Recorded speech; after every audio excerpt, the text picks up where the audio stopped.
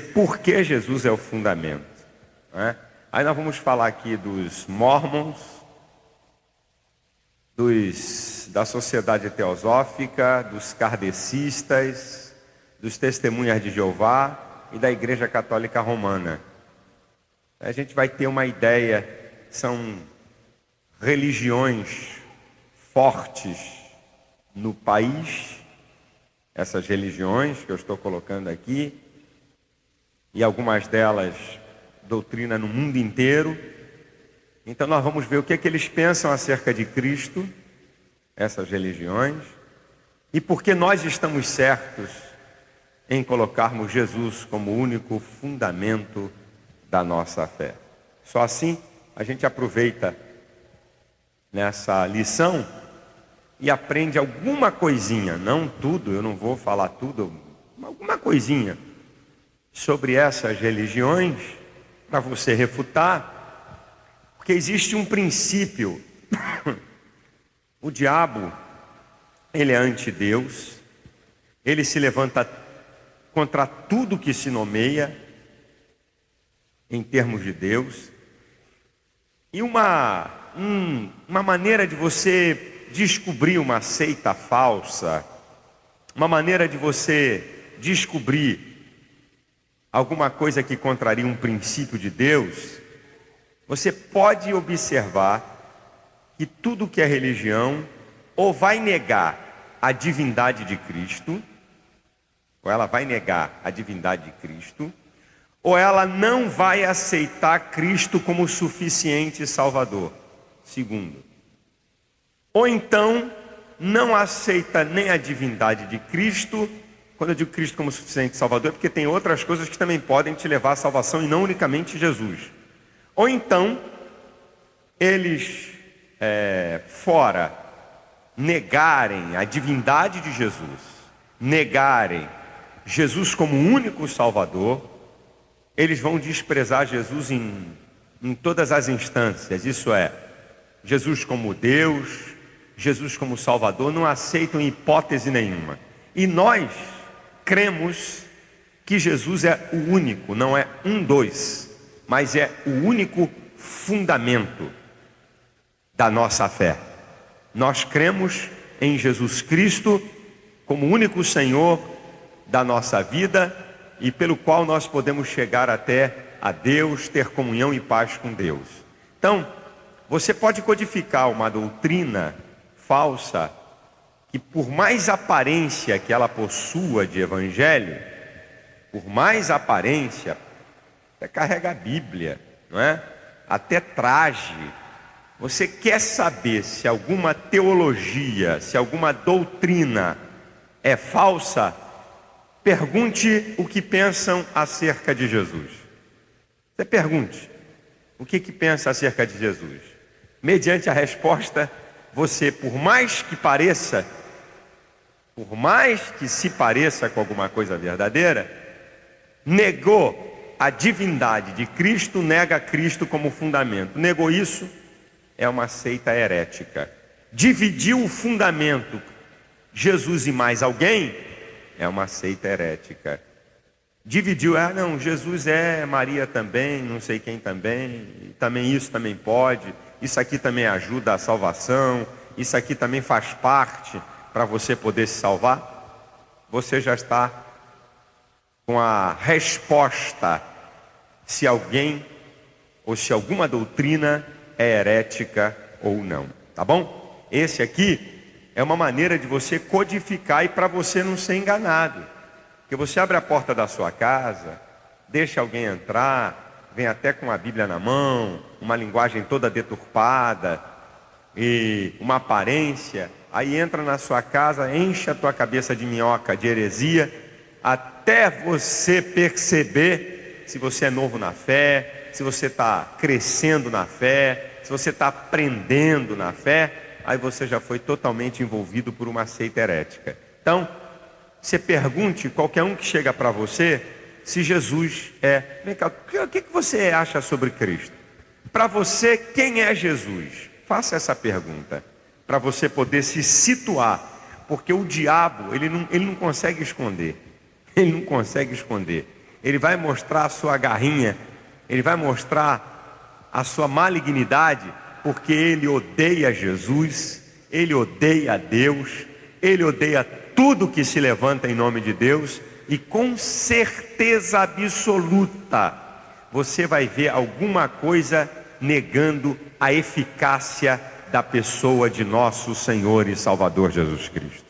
Tá bom? Então, estou aqui na minha introdução, dizendo que você pesquise sempre que alguém chegar te apresentando alguma coisa, e se você quiser saber o que está por trás daquilo, pergunte sobre Jesus.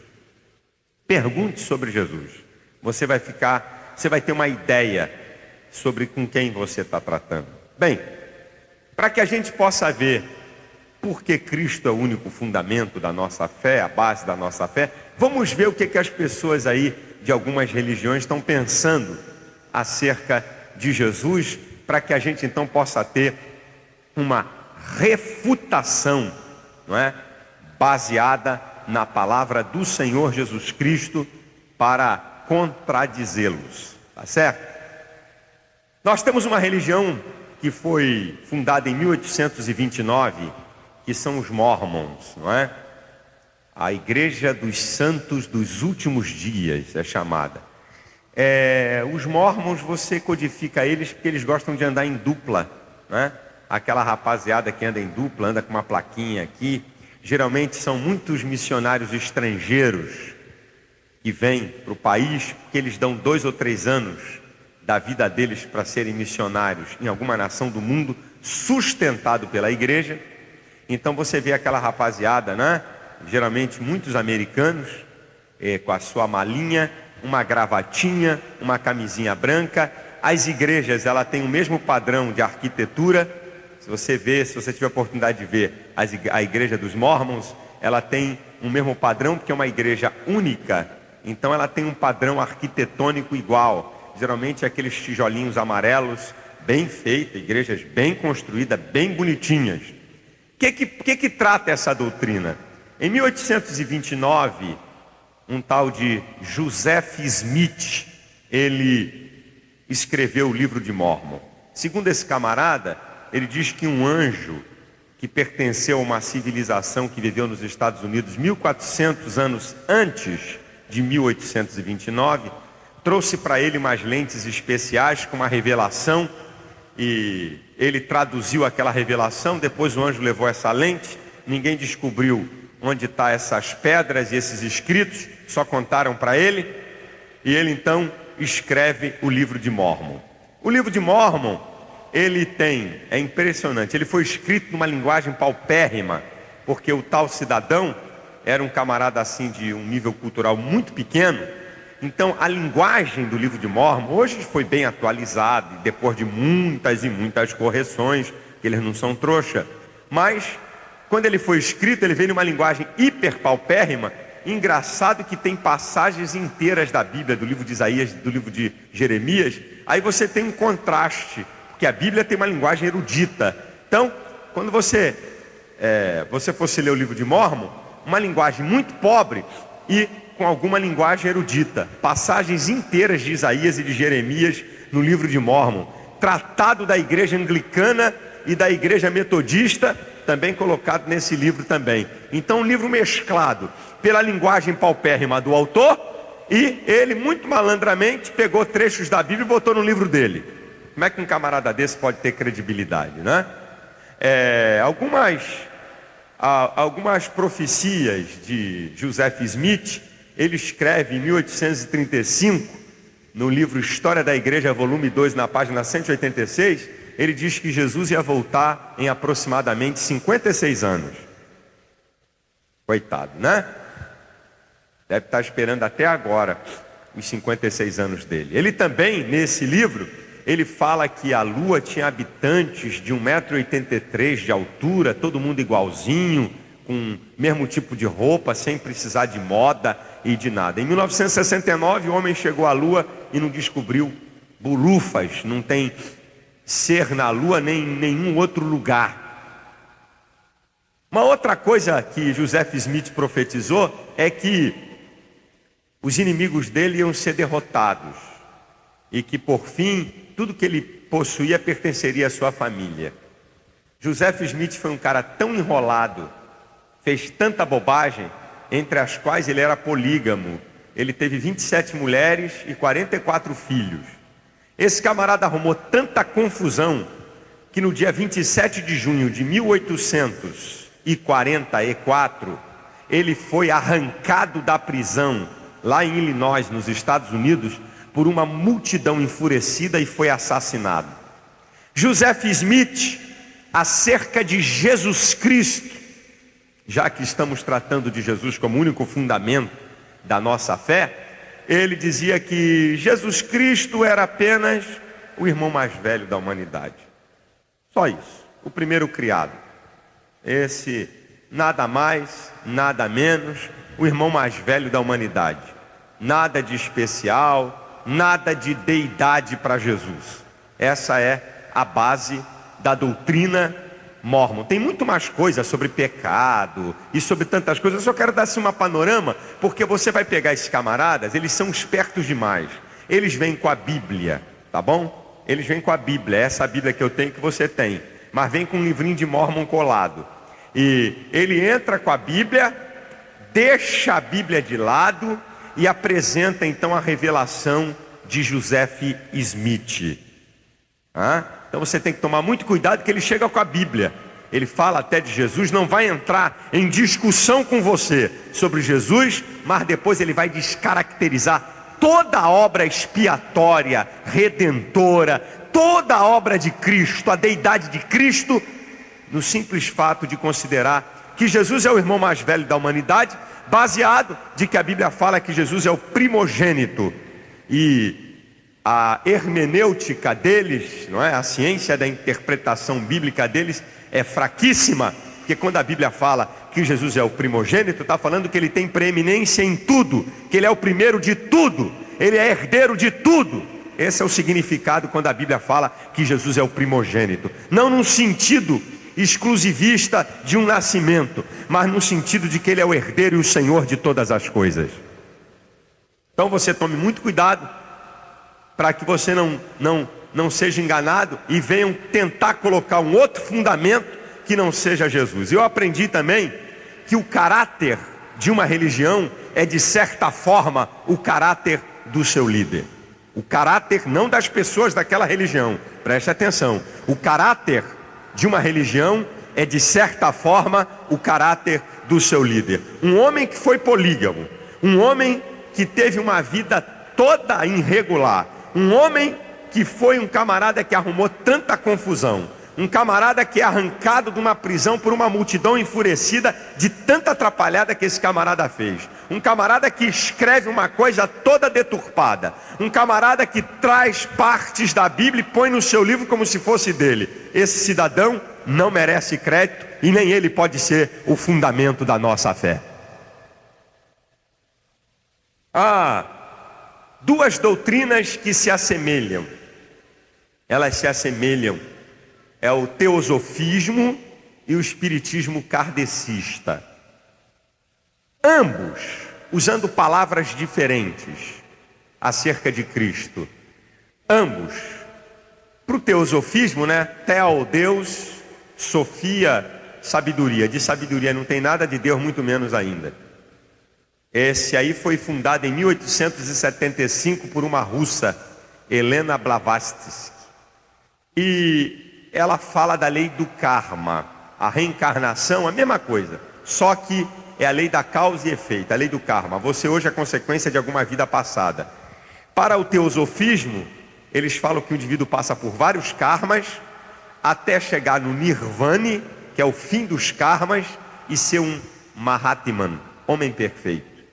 Eles dizem então, eles colocam Buda, Maomé, Abraão, Moisés, Jesus Cristo e mais alguns outros como Mahatmans, homens perfeitos. Para a visão teosofista, que é o movimento precursor de nova era, o fim é que tudo é Deus e Deus é tudo. Isso é, você também é Deus. Porque se você pode se aperfeiçoar e se você pode se salvar, você também é Deus. Não tem nenhum tratamento especial para Jesus. Abraão, Moisés, Buda, todo mundo está no mesmo pé. E você amanhã poderá também, através de sucessivos karmas, chegar a ser uma Mahatma, um homem perfeito. Eu vou explicar isso aqui para você já já.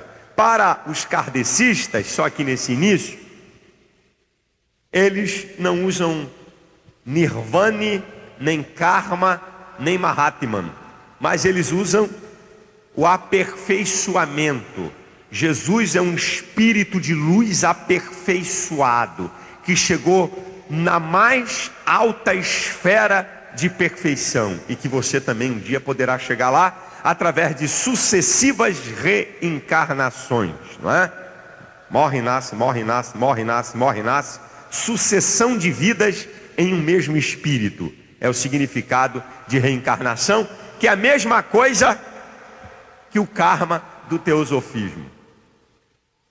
Voltando lá para o teosofismo, eles dizem também, só para a gente poder, eu vou chegar aqui no karma e na reencarnação, porque se você não destruir essa doutrina, você deixa vulnerável Jesus. Jesus então é um espírito de luz, evoluído, aperfeiçoado.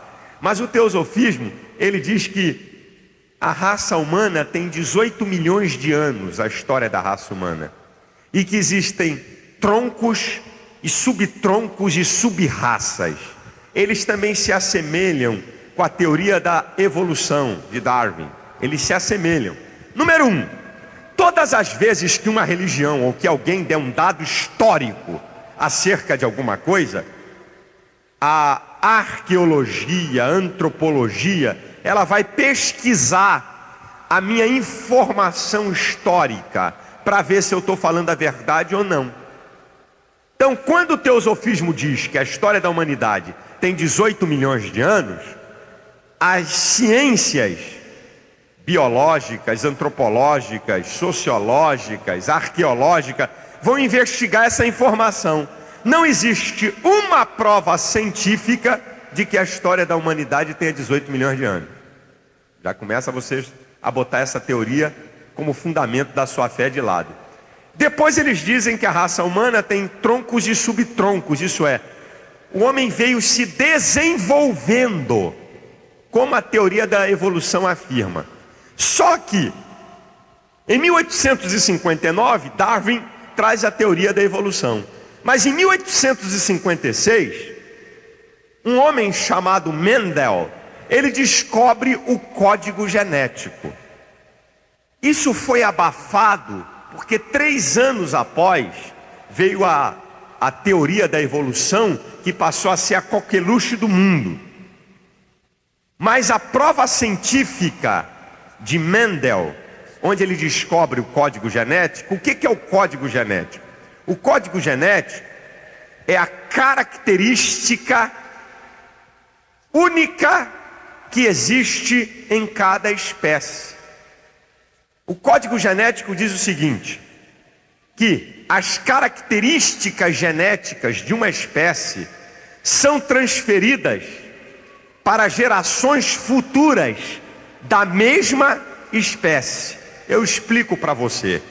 Gato só pode dar gato. Cachorro só pode dar cachorro. Girafa só pode dar girafa. Homem só pode dar ser humano. Se você cruzar espécies diferentes e nascer um animal, que é possível, você pode até cruzar um gato com um cachorro, pode, é difícil, mas pode. O ser que nascer do cruzamento de espécies diferentes não tem capacidade de autorreprodução. Que coisa tremenda.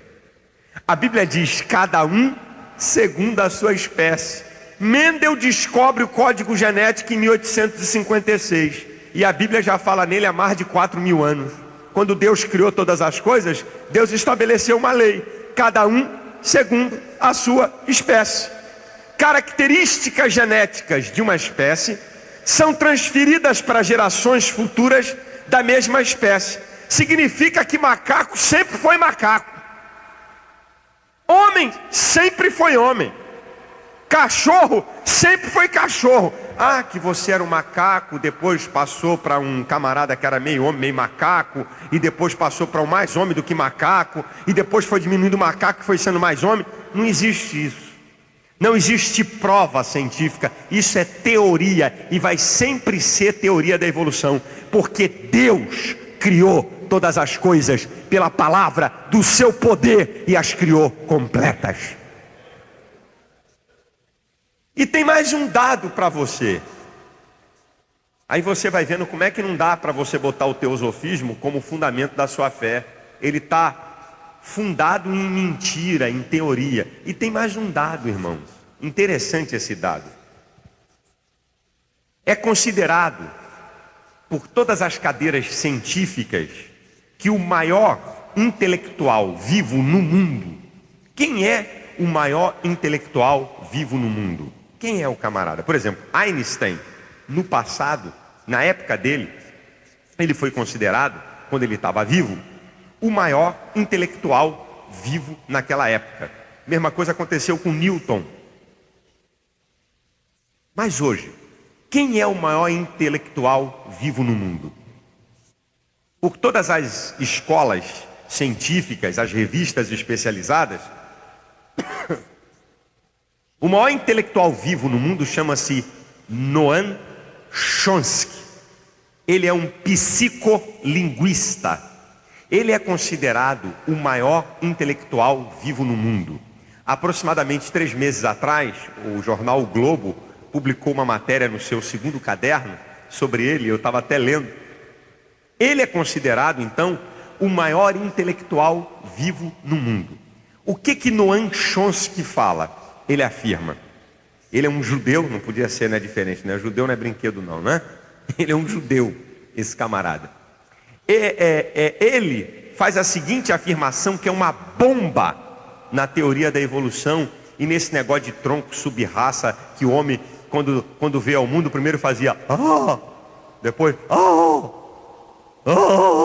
até conseguir falar, não é? Porque vem evoluindo, né? O homem vem evoluindo até chegar à linguagem. Agora a Bíblia diz, escute só, a Bíblia diz em Gênesis 1, 26, 27, 28, quando Deus falou, façamos o homem a nossa imagem e semelhança, não é? Imediatamente, você acompanhando os 3 versículos, você vai ver que Deus fala com o homem. Deus fala com o homem. Lê aí para mim o versículo 28 aí. Lê para mim o versículo 28 de Gênesis.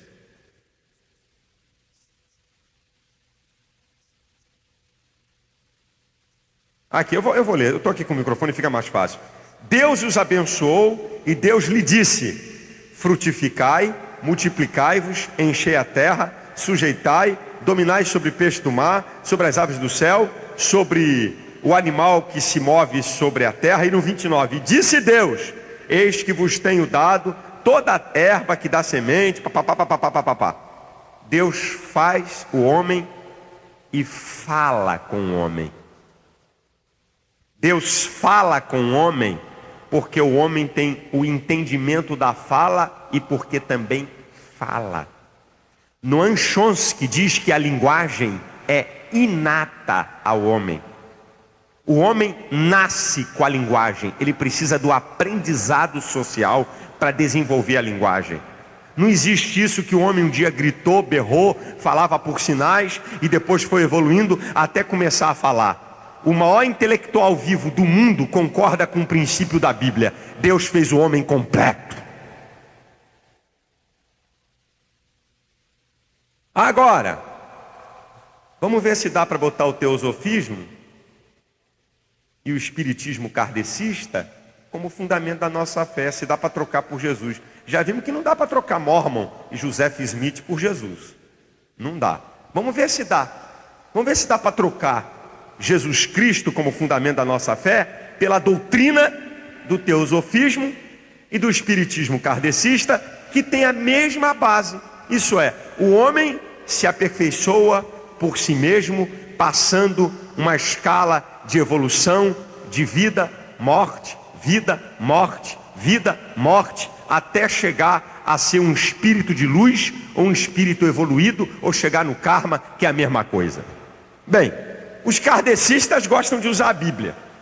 A Helena Blavatsky já não gosta muito de Bíblia, mas eles gostam de usar a Bíblia. Gostam de usar passagens que estão em Mateus, que estão em Lucas, que diz que João Batista era o Elias reencarnado, quando a Bíblia diz que ele estava, o mesmo espírito de Elias operava em João Batista, ele estava na virtude de Elias. Bom, vamos ter que entender isso aqui. Existe um princípio da hermenêutica que a Bíblia por si só ela se explica. Esse é um princípio da hermenêutica. A Bíblia não precisa da minha ajuda para se explicar. Ela por si só ela se explica. Então vamos ver se João Batista era de fato Elias reencarnado, baseado nessas passagens que falam acerca de João Batista e de Elias, no mesmo espírito, né? O que significa isso? Número 1, a época de Elias e a época de João Batista se pareciam. Apostasia, distância de Deus. Tanto Elias veio para chamar o povo para Deus, como João Batista também veio para chamar o povo para Deus. A similidade aí. Segunda similidade, o mesmo espírito que operou em Elias era o mesmo espírito que estava operando em João Batista, o Espírito de Deus. Era o Espírito de Deus e não o espírito deles, mas o Espírito de Deus que movia. Uma outra similitude é que havia no trono um rei, um soberano caído e dominado por uma mulher. Tanto Acabe, na época de Elias, era dominado por Jezabel, como também o rei que estava dominando naquela região tinha uma mulher que também dominava ele, tanto é que ela pediu a cabeça de João Batista e foi oferecida. Então essas são similitudes. Agora vamos para a doutrina da reencarnação. O que a doutrina da reencarnação diz? Para haver reencarnação tem que haver morte. Morte nasce, morte vive, morte volta, para você ir se aperfeiçoando numa escala. Bem, número 1, a Bíblia fala que Elias não morreu. Em 2 Reis capítulo 2, ele foi transladado ao céu numa carruagem de fogo. Se Elias não morreu, não pode haver reencarnação. Se Elias não morreu, então João Batista não é Elias reencarnado. A primeira, é uma contrariedade na própria doutrina deles. Segundo lugar, em Mateus capítulo 17, na transfiguração, quem aparece? Moisés, Elias e Jesus. As passagens em Mateus estão numa ordem cronológica. No capítulo 14, João Batista morre. No capítulo 17, aparece Elias. Bem, está errado.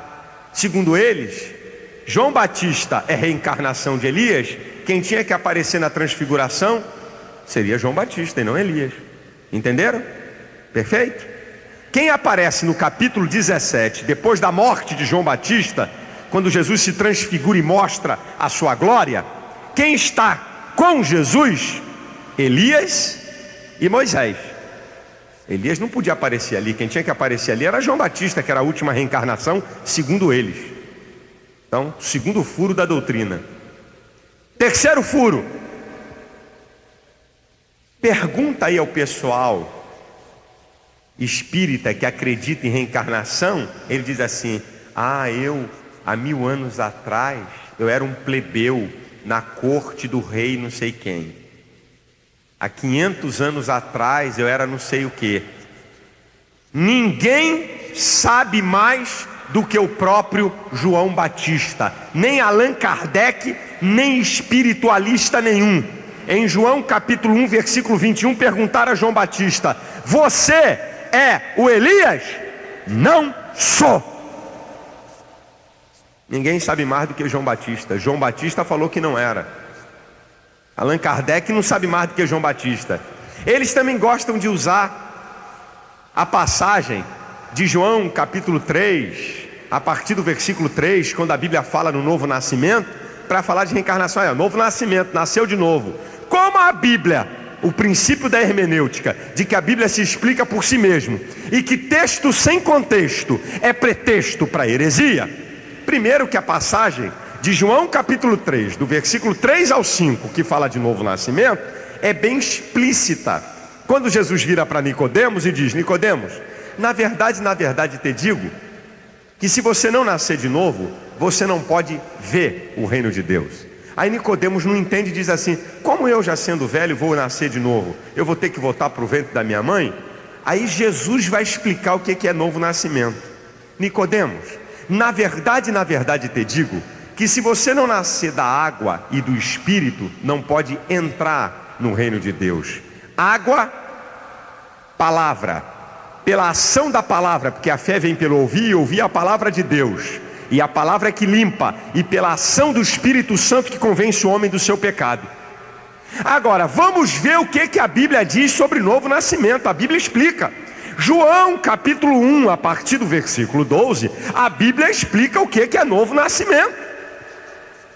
Mas a todos quanto receberam, deu-lhes o poder de serem feitos filhos de Deus, aos que creem no seu nome, os quais não nasceram da carne, nem da vontade do varão, nem do sangue, mas da vontade de Deus. Novo nascimento na Bíblia é nascer de cima, é nascer de Deus, é ser transformado pelo poder do Evangelho.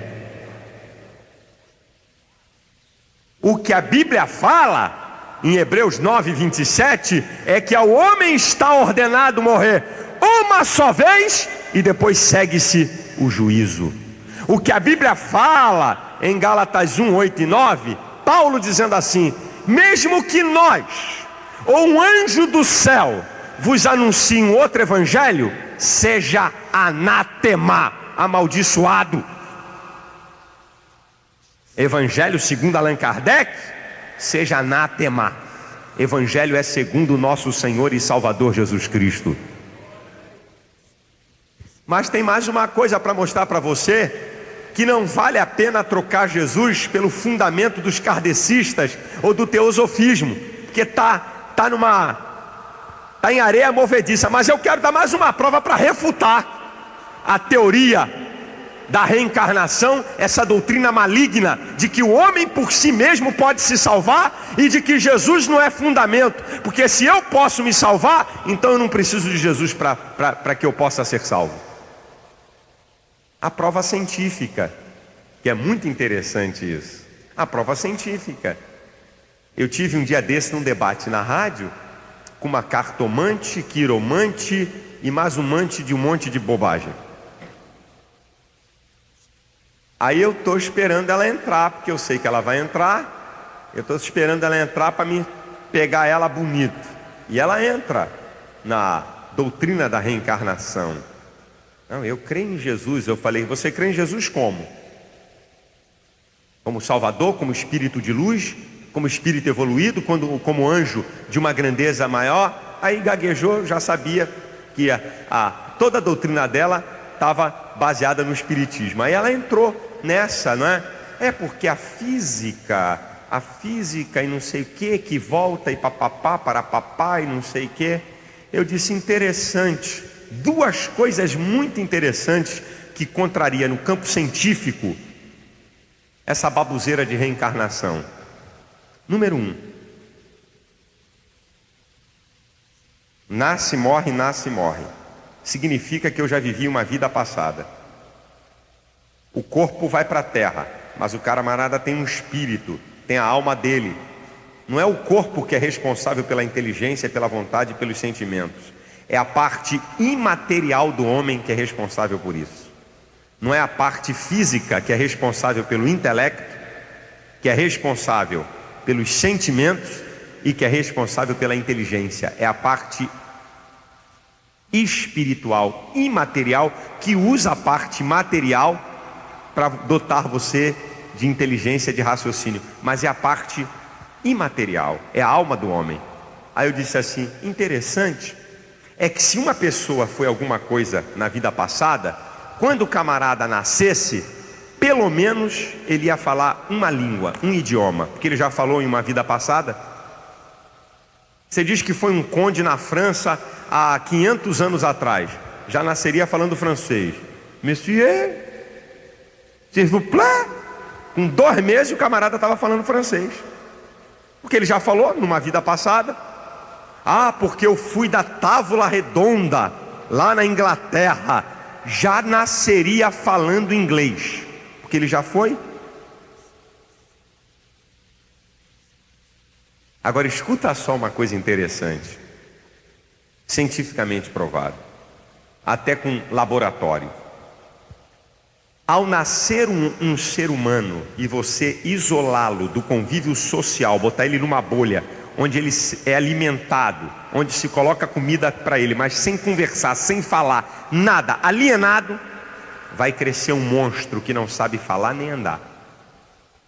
Se você pegar um gatinho que acaba de nascer, um cachorrinho, que o código genético dele já vem impregnado com todas aquelas reações para a autossobrevivência, porque o animal não faz inferência, não usa inteligência para fazer inferência, para poder buscar dados do passado e se projetar para o futuro, ele não faz isso. Então no código genético do animal, ele já vem com seus instintos para a sobrevivência. Se você pegar um gatinho e isolar, ele ouvir uma única vez, um outro gato miar, ele já vai miar. A mãe gata não precisa miau, aí o gatinho miau, miau, não, se ele ouvir uma vez o miado de um outro gato, ele já mia. E se você isolar o gatinho de todos os outros gatos, ele vai arranhar a pata, ele vai afiar a pata, sem que nenhum outro gato ensine a ele. Mesma coisa o cachorro. Se você pegar um cachorrinho e isolar de todos os outros cachorros e deixar ele ouvir uma vez o latido de um outro cachorro, ele já vai latir.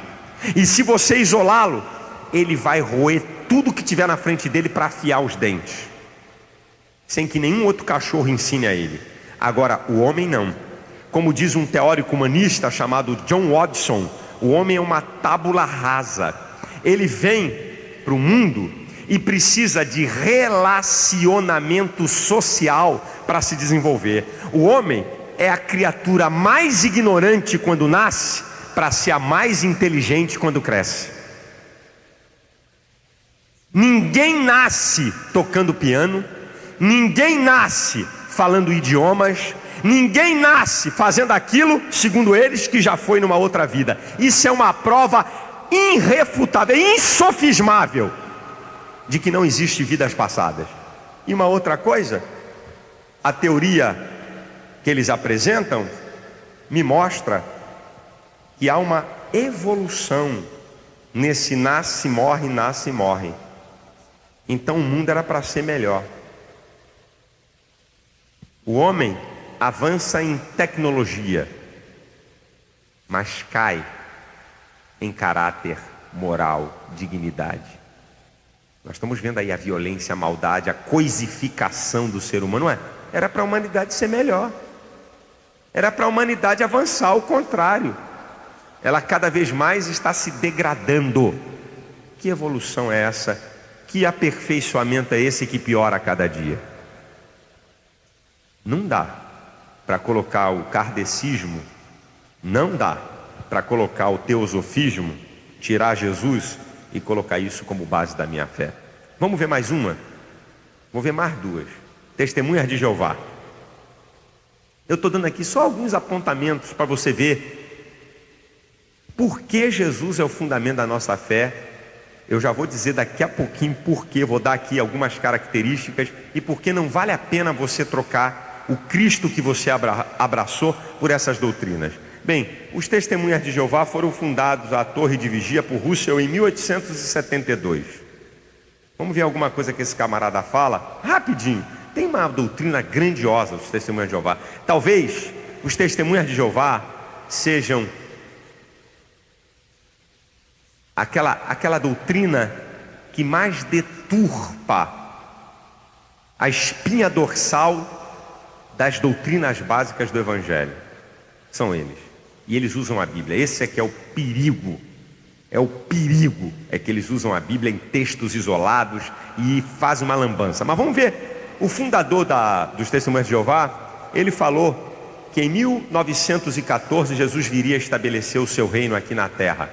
Para azar dele, estourou a Primeira Guerra Mundial.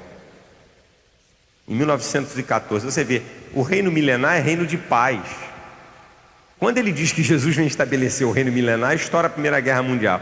É muito azar pro camarada, não é? Aí o malandro, saída pela direita, sente que a coisa fica feia pro lado dele, sabe o que fala? Jesus começou o reino milenar, só que de forma invisível. Que malandro, né? Ninguém está vendo. Se é invisível, como é que você sabe se começou ou não? Só que eu acho que Russell nunca leu Mateus 24, 30, que fala quando Jesus voltar para estabelecer o seu reino. Diz assim a passagem: então aparecerá no céu o sinal do Filho do Homem, e todas as tribos da terra se lamentarão e verão o Filho do Homem vindo sobre as nuvens com poder e grande glória. Verão a volta de Cristo à terra para estabelecer o seu reino. Será visível e não invisível. E também a Bíblia fala no mesmo livro de Mateus, no capítulo 24 e versículo 36, que daquele dia e hora ninguém sabe, nem os anjos, nem o Filho, mas unicamente o Pai. Não tem data do estabelecimento do reino de Deus aqui na terra, depois até do arrebatamento da igreja, que também não tem data, e também não tem data fixa, que você pode dizer dia, hora, mês e ano, que Jesus vai voltar para estabelecer o seu reino. Já começa você, um camarada que fala uma bobagem dessa, não pode ser fundamento da minha fé, mas ele vai falar uma outra. Ele usa uma passagem que é chamada parentética. O que é uma passagem parentética? A Bíblia vem com um assunto, fala de um outro assunto, e volta para aquele assunto. Existe uma passagem parentética em Apocalipse capítulo 7, quando fala dos 144 mil redimidos. A Bíblia vem falando de um assunto, dá uma parada, trata exclusivamente de Israel, e volta para o assunto que estava, que é a grande tribulação. Eles dizem que somente 144 mil vão morar com Deus, com o Senhor. Você já imaginou? Existem mais de 5 milhões de testemunhas de Jeová. Eu ia dizer, meu irmão, azar é o de vocês, mas eu estou entre esses 144 mil. Vão vocês para onde vocês quiserem. Como é que vai ser disputado esses 144 mil? Para o ímpar, na Purrinha, na Loterge? Como é que vai ser isso? Só 144 mil. Mas Russell nunca leu João capítulo 14. Não se turbe o vosso coração. Crede em Deus e crede também em mim. Na casa de meu pai há muitas moradas. Se não fosse assim, eu não vou-lhe teria dito. Vou preparar lugar, e se eu for preparar lugar, voltarei outra vez e vos levarei para junto de mim, para que onde eu estiver, estejais vós também. Nós vamos para o céu. Aleluia! Nós cremos no céu e nós vamos morar com Jesus. Aquele que crer nele. Não existe lugar só para 144 mil. Sabe o que os testemunhas de Jeová falam acerca de Jesus? Que ele não é Deus. Ele foi criado como são criados outros homens. Ele é filho de Deus. Deus só chamou Jesus para ser sócio dele. Engraçadinho, né? Jesus foi criado como qualquer outro. Não acreditam na obra salvífica de Cristo. Cristo não tem poder de dar salvação. Ele é apenas um coautor. Alguém que Deus criou e chamou para se associar a Ele para fazer as coisas. Não dá, irmão. Não dá para trocar Jesus por testemunhas de Jeová. Não dá para trocar Russell pela palavra de Deus. Catolicismo romano, grande dominante da América Latina e do Brasil, não é? Mas pastor, mas a Igreja Católica ela até crê que Jesus é o Salvador. Lembra-se que eu falei aqui, eu sei que muita gente chegou depois, para você saber se uma doutrina é falsa ou se uma doutrina é herética, como ela trata Jesus. Isto é, se Jesus não é Deus, é heresia. Se Jesus não é o único provedor de salvação, é heresia. Se Jesus e mais alguma coisa salva, é heresia. Não adianta só se acreditar que Jesus é o Salvador, mas tem alguma coisa que eu também posso me salvar, então não adianta nada. Dividiu a salvação, o fundamento, com outro, não adianta nada. A própria lição mostra e fala alguma coisa que a Igreja Católica Romana diz que Pedro é o fundamento da igreja. Dividiu com Cristo, meu irmão, já é heresia, já começou a heresia aí. Mas para você chegar até aqui, a gente tem que conhecer um pouquinho da história do cristianismo. Durante os 3 primeiros séculos da nossa era, a igreja foi perseguida, massacrada, pilhada, crente virou tocha para iluminar a praça pública, foi uma desgraça. Até que chegou no trono um camarada chamado Constantino, que se intitulou como benfeitor do cristianismo. Ah, meu irmãozinho, aí a bagunça começou. Todo mundo queria ser cristão, lógico, um imperador. O camarada tem poder de vida ou morte, é cristão. Quem é o maluco que não quer ser? Todo mundo começa a ser cristão, não porque foi salvo, não porque crê em Jesus, por conveniência, igual os dias de hoje. Chega na época da eleição, o camarada está com a Bíblia novinha que ele nunca usou. Paz do Senhor, irmãos. Até o presidente Fernando Henrique, que é ateu, deu aleluia. É ateu. Ele é ateu, meu irmão. Não se engane com isso aqui não. Ele é ateu. Lá numa reunião com 300 pastores, que eu não fui, mandaram a passagem para mim. Eu falei, eu estou aqui para fazer papel de bobo? Não vou não. Quer usar pastor para fazer graça? Eu falei, não vou. Lá ele, aleluia, irmão. É brincadeira. Paulo Maluf, diante de 800 mil evangélicos na marcha para Jesus, meus irmãos, a paz da Cristo. É brincadeira um troço desse, não é não? A gente pode votar, deixa eu abrir um parênteses, em qualquer um. Só não venha enganar a gente. A gente vota, para governador, para presidente, você pode votar, não é verdade, irmão? É um direito seu votar em quem você quer. A gente até falou aqui na ceia que a Igreja da Penha não tem candidato, cada um vota em quem quer. Isso é um direito líquido e certo dos irmãos, não é? É um direito líquido e certo de você. A gente não só tem crente como candidato, não é? Se tivesse gente competente, crente, candidato a presidente da República, eu votaria nele. Crente competente, crente só não. Crente competente. Crente incompetente, não. Eu não tô votando para presidente de igreja. Estou votando para presidente de uma nação. Tem que ter competência e ser crente. Certo? Tem que ser competente e ser crente. Aí o camarada tá igual hoje. Um monte de camarada passa sermão. Teve lá em Brasília, gente, a coisa, eu ando por aí. Lá em Brasília teve um troço tão ridículo que um camarada que é um pilantraço mesmo, um cabra pilantra milionário de Brasília, eu não vou dar o nome dele aqui, mas um camarada milionário de Brasília, e teve lá um pastor que teve a careta de pau de apresentar o camarada e dizer assim: irmãos, ele já está 70% crente. Nunca vi isso. 70% crente, pastor Santos. Essa eu nunca vi. Só ele está 70% crente. Os 30% adultério, roubo, safadeza. Irmão, isso é brincadeira. Mas nós estamos vivendo uma época hoje. Imagina na época de Constantino, ele imperador. Eu sou, glória a Deus, aleluia. Jesus Cristo é o Senhor, da boca para fora. Aí sai Constantino, entra Graciano, que não quer ser chefe de igreja. E no ano 378, ele nomeia o bispo Damásio para chefiar a igreja. Aí começou a bagunça toda. porque todo mundo era cristão, o camarada vinha de religiões pagãs e misturou o cristianismo com o paganismo, aí entrou a idolatria, a mariolatria e a indulgência, aí a bagunça foi geral. E a Igreja Católica diz que Pedro é o fundamento da igreja, baseada em Mateus 16, 18, quando Jesus faz uma pergunta: que dizem os homens ser o filho do homem? Jeremias, um dos profetas. Vocês, o que é que vocês falam?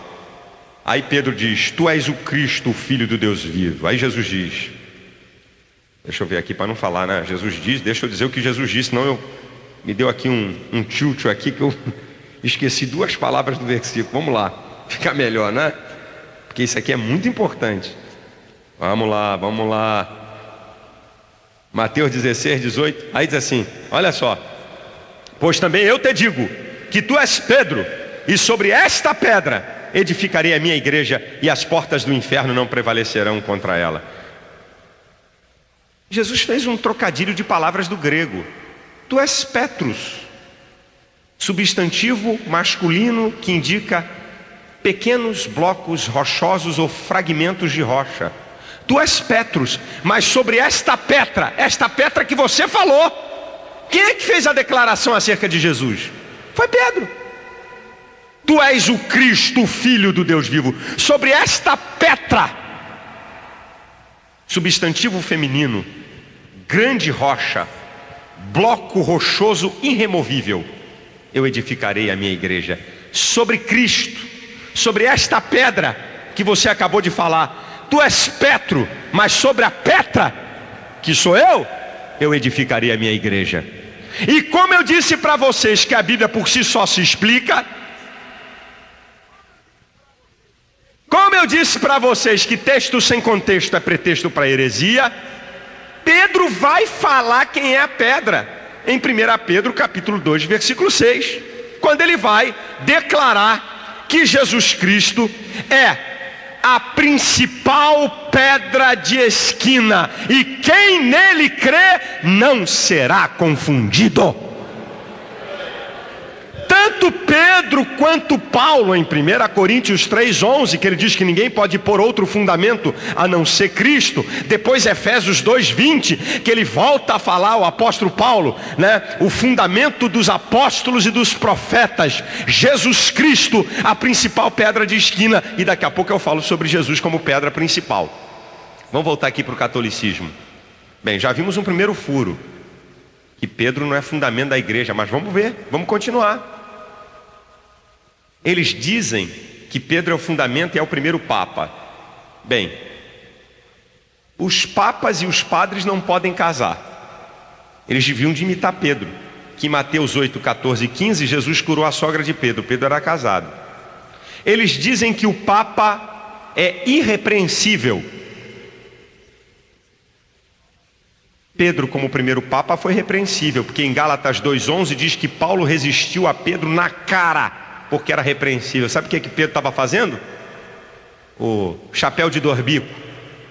Quando estava com os da circuncisão, eu sou da circuncisão, os judeus. Quando chegava para os crentes gentios da incircuncisão, eu estou com a incircuncisão. Já viu esse camarada duas caras? Pedro estava nessa de duas caras. Aí Paulo chegou e deu uma dura em Pedro. Vamos parar com isso, rapaz. Ele era repreensível, certo? Pedro era casado, Pedro era repreensível. Terceiro, o Papa aceita ser adorado. Quando ele veio aqui no Brasil, tantas vezes onde ele vai, o povo gritava: rei, rei, rei, o Papa é nosso rei. Ele, né? Com a mão abençoando o pessoal: rei, rei, rei, o Papa é nosso rei. Ele estava recebendo adoração. Em Atos capítulo 10, na casa de Cornélio, Pedro não aceitou ser adorado, porque era homem comum. O Papa é chefe de um estado rico e poderoso. Pedro era um tremendo Durango Kid, porque lá em Atos capítulo 3, um camarada paralítico na Porta Formosa pediu uma esmola e ele disse que não tinha. Ele podia ter alguma coisa dá para o paralítico e dá a outra coisa que ele possuía. Ele podia fazer isso. Diz: olha, eu vou te dar essa moeda aqui que não vai solucionar o teu problema, mas eu vou solucionar o teu problema agora. Em nome de Jesus Cristo, levanta e anda. Ele podia ter feito isso. Ele disse: olha, eu não tenho prata nem ouro. Não estava nada, duro, teso e leso. E o Papa é chefe de um estado rico e poderoso. Pedro nunca foi chefe de estado nenhum. Portanto, há uma dissonância em querer dizer que Pedro foi o primeiro Papa e de que Pedro é o fundamento da igreja. Uma outra coisa do catolicismo: vê se dá, meu filho, para você trocar o cristianismo que você abraça por ele. Uma outra coisa do catolicismo é a idolatria, que é combatida do Antigo ao Novo Testamento, minha gente. Desde os 10 mandamentos, onde Deus fala que não se deve se construir imagem de semelhança de animais, de homem, nem se encurvar a ela. Você entra no Novo Testamento, Paulo diz que o ídolo nada é. Apocalipse 21:8 diz que os idólatras vão para o inferno. Não dá. Não dá para trocar o cristianismo que nós temos por essa baboseira que anda por aí. Agora, por que Cristo é o único fundamento da minha fé? Por quê? Porque Jesus é o único fundamento da minha fé. Por que nós não dividimos Jesus com ninguém?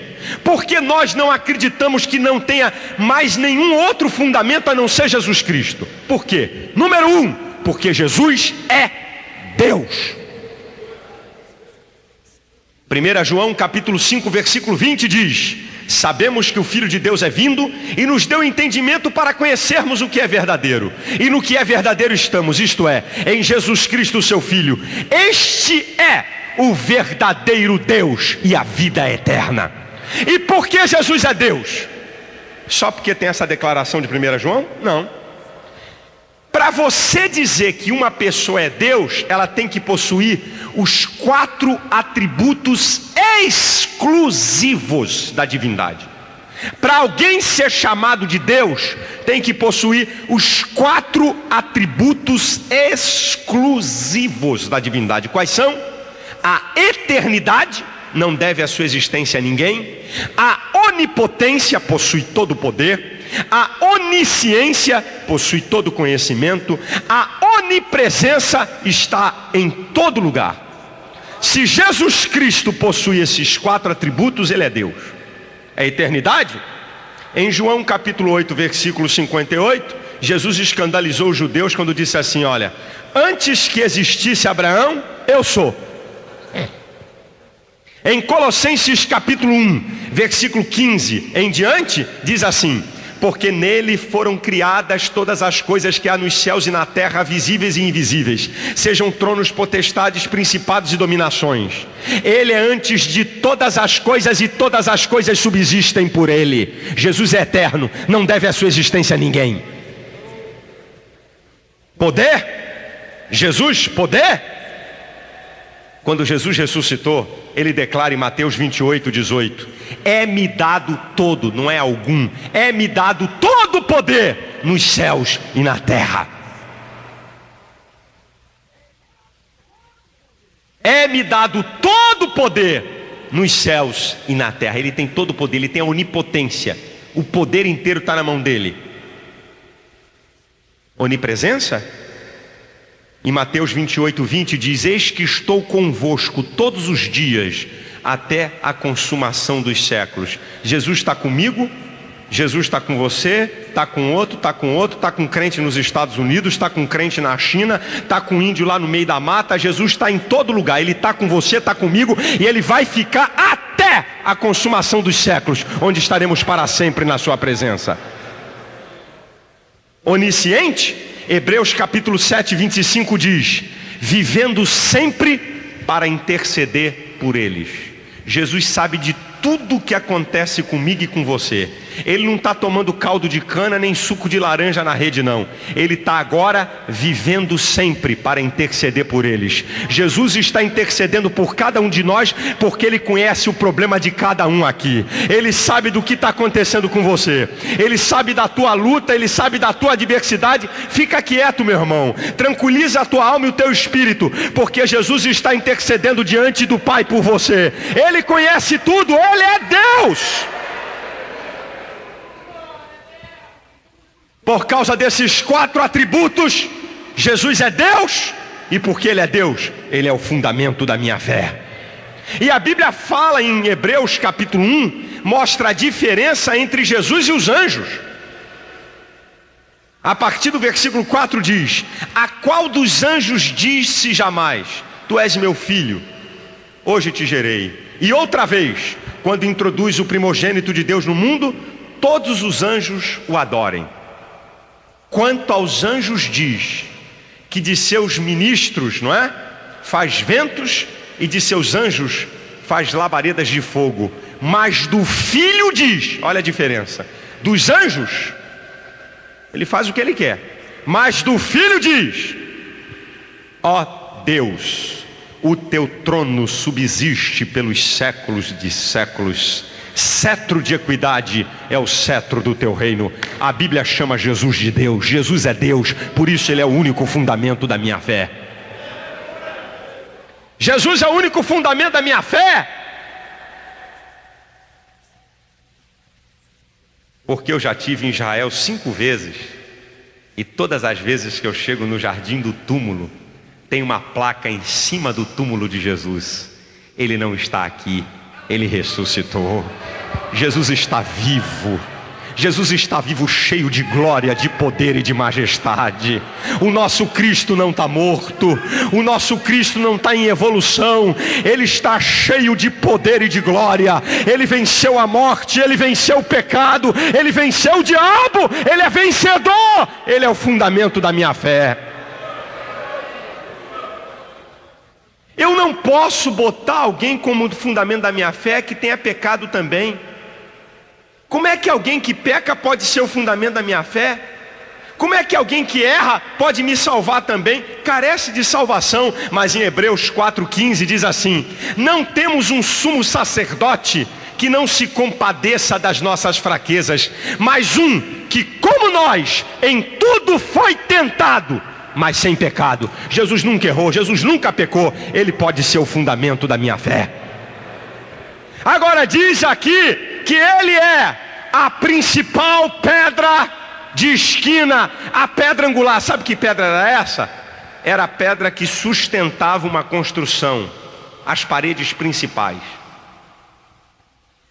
Sabe como é que se escolhia uma pedra de esquina, ou uma pedra fundamental? Como é que os arquitetos e os construtores daquela época descobriam que uma pedra poderia ser uma pedra onde toda a obra estaria calcada nela?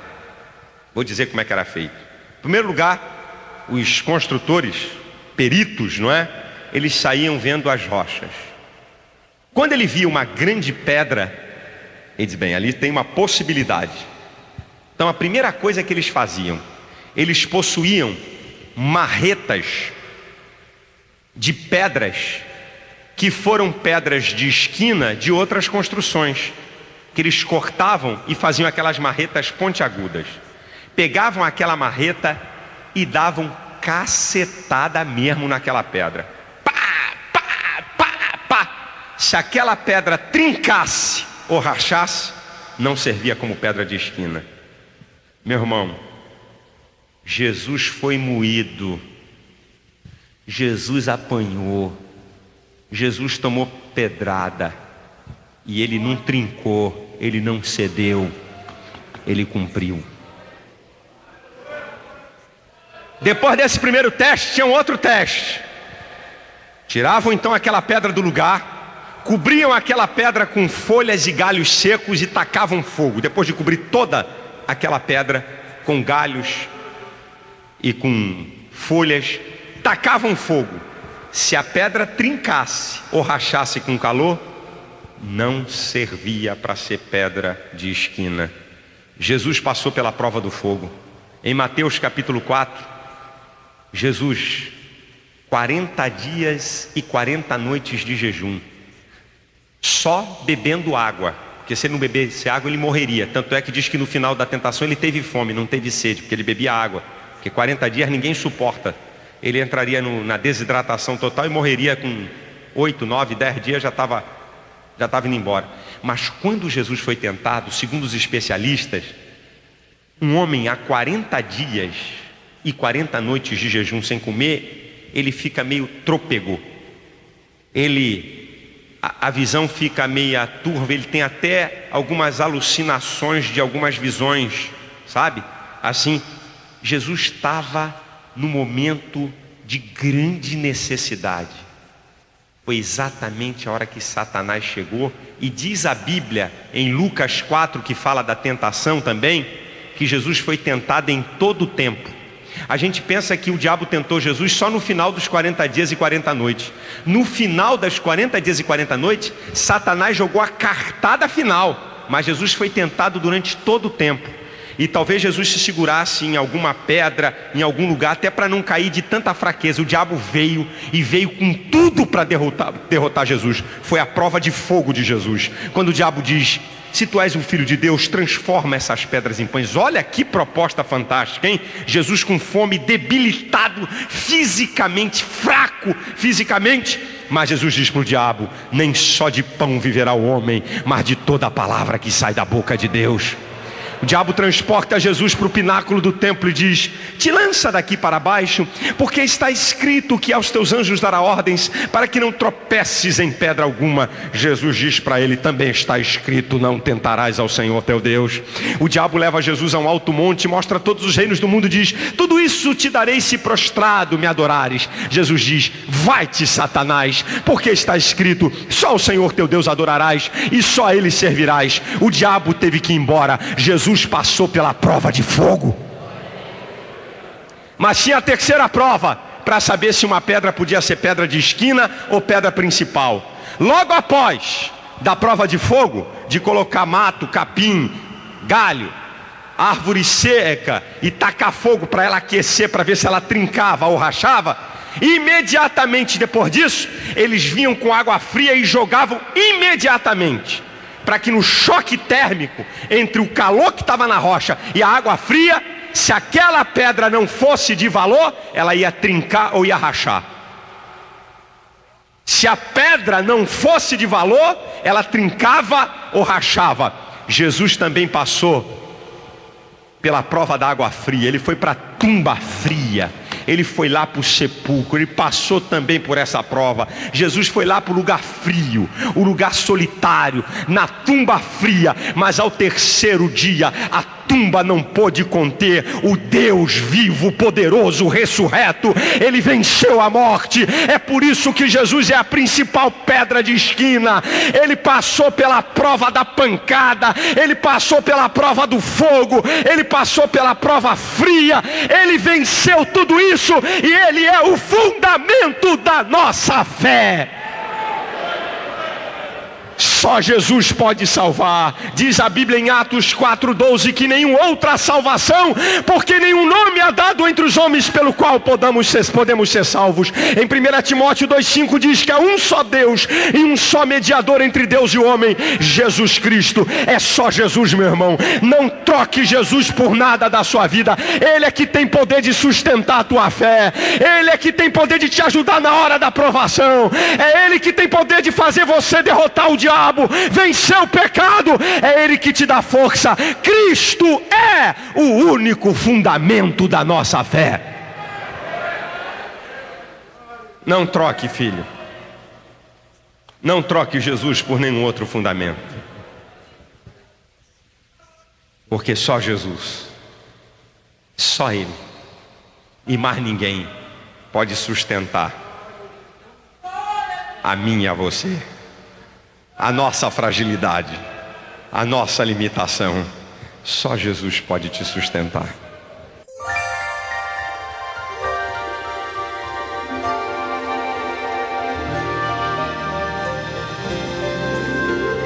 sabemos que Deus falou ao seu coração. E agora é hora de tomar uma decisão. Reagir favoravelmente ao amor de Deus por você. Se quiser entregar a sua vida a Jesus e reconhecer que precisa da sua ajuda, ore agora. Senhor Jesus, reconheço que sou pecador. Sei que o Senhor morreu na cruz por mim, para me dar o perdão e vida.